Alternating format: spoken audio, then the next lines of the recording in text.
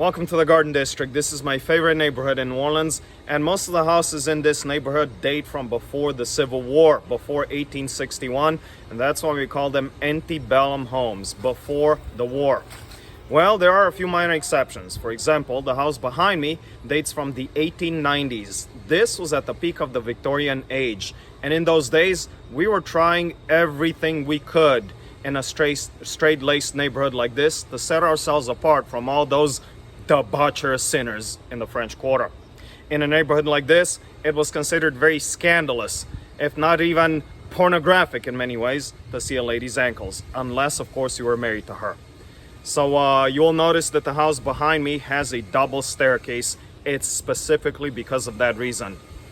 The owner, the first owner who built the house in 1892, built it with only one staircase coming straight down. Well, one fine day, he invited his best friend in life with his best friend's wife for dinner. As a gentleman, he allowed both of them to walk up front, but as they were walking up, well, there was a little breeze in the air and the wind blew her long, fluffy dress up. She happened to turn around and she saw him staring at her ankle.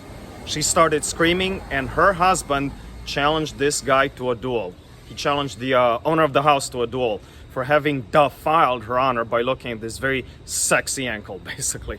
And the owner accepted that duel. Of course, you were considered a wimp if you said no to such a proposition.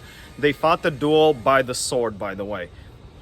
We have our French heritage here, even though these two people, these two men, were not of French heritage. They respected the tradition here, and the French typically fought these duels by the sword, not by the pistol, like Americans later on. Anyway, they fought the duel by the sword in the backyard, and most of these duels did not end in someone's death. They were satisfied by just a little cut on your chest, on your arm, somewhere, anywhere. You would shake hands with your opponent. That duel ended, basically. Well, a few of these duels ended in people's death, but very, very few of them, only about 2%. This one was not so tragic. They had the duel. They had their little cuts. They shook hands. They even had dinner later on that night.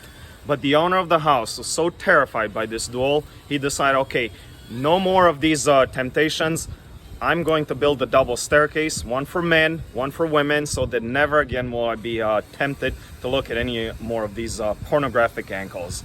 I am so happy that we live in 2022. All right, thanks for watching.